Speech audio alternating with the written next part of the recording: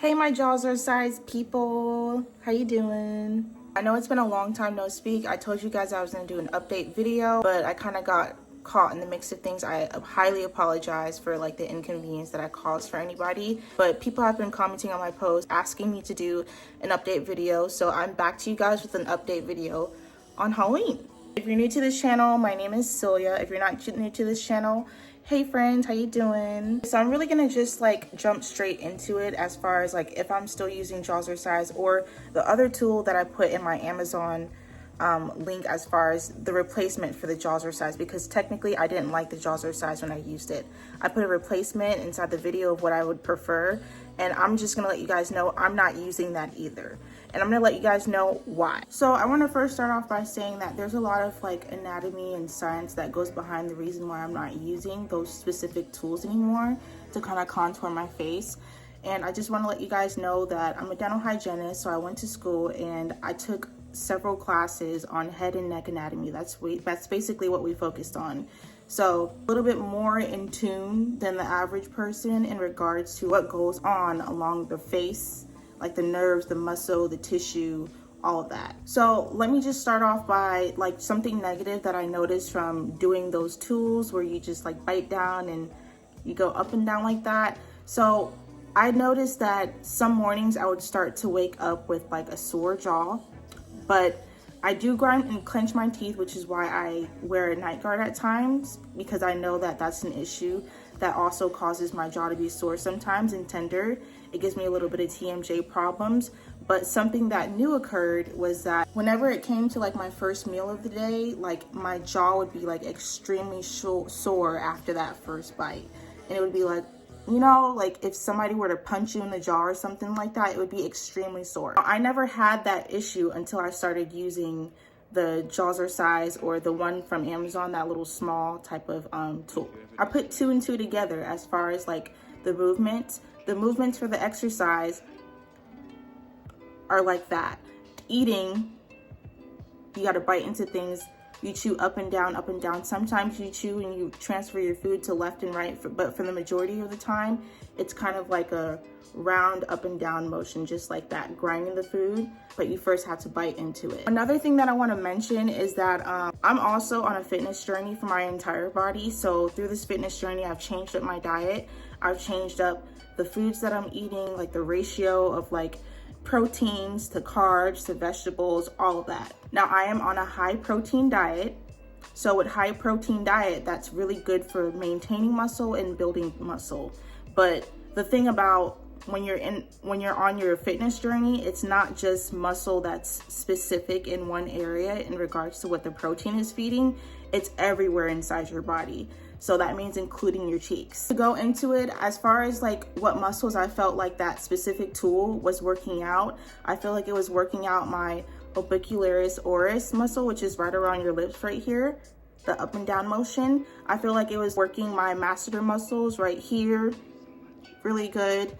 And then it was also working buccinator, or it's either buccinator or buccinator. People like pronounce it like differently. School, like I basically, I pronounce the word exactly how I would think to spell it so that I would spell it correctly. So I say buccinator. Anyway, so it was targeting these muscles around here, but my main concern was these areas right here. I didn't like this double chin area. I didn't like, you know, just around, it was more lower that I was trying to tone up, you know? I feel like that product just was not getting it. So I noticed because of my diet, since I was high in protein, my cheeks started getting bulkier, my face started getting kind of more squarish, and I wanted to tone my face. That might be, you know, a look that somebody else might want to do for them that they find attractive, but personally for me, I just want my face to be more slimmer and more toned, to more of like a natural contour from a feminine perspective. I noticed as my protein intake increased, and then me doing those movements with the appliance, my cheeks were getting kind of puffier, and I feel like it was kind of an adverse effect because I was bulking my cheeks.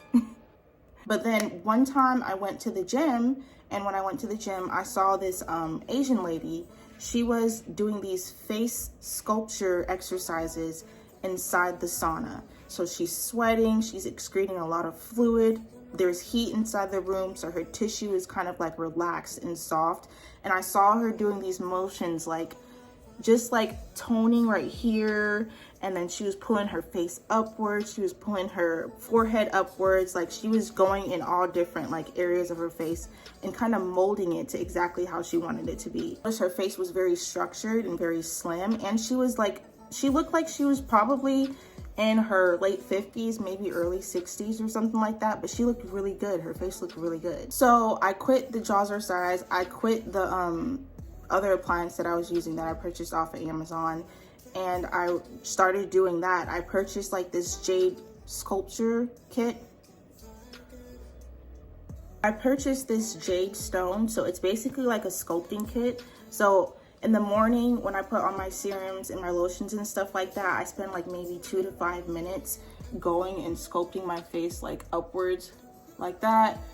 I go down here and I go up here. I have a whole routine that I do. Like I literally just sculpt it in the way that I want my face to look.